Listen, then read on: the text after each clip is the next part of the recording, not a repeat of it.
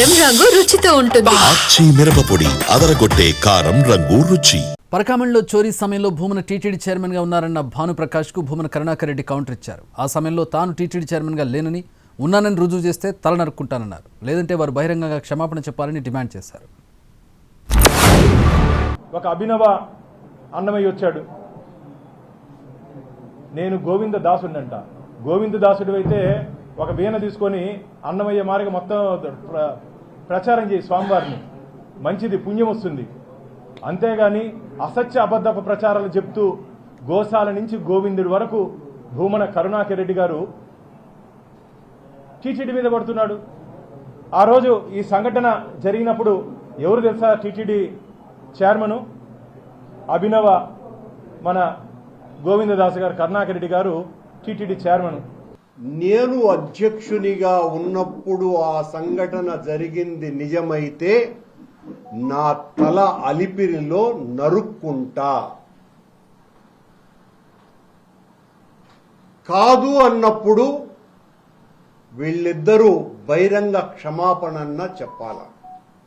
నా మొట్టమొదటి డిమాండ్ అది. తల నరుక్కోవటానికి కూడా నేను సిద్ధంగా ఉన్నా. నేను అధ్యక్షునిగా ఉన్నప్పుడు జరిగింది అని పదే పదే మాట్లాడినారు. నేను దేనికైనా సిద్ధం. పరకామణిలో చోరీ చేసిన రవికుమార్ నుంచి అప్పటి పెద్దలు 100 కోట్ల ఆస్తులు రాయించుకున్నారన్న బీజేపీ నేత భానుప్రకాష్ ఆరోపణలకు భూమన కరుణాకర్ రెడ్డి కౌంటర్ ఇచ్చారు. రవికుమార్ నుంచి కొట్టేయాలనుకుంటే అతన్ని పట్టుకుంటామా అని ప్రశ్నించారు. ఆయన దగ్గర నుంచి దాదాపు 100 కోట్ల రూపాయలు, 40 కోట్లు స్వామికి వస్తే 100 కోట్ల రూపాయలు అప్పుడుంటే అధికారులు చేతులు మారింది.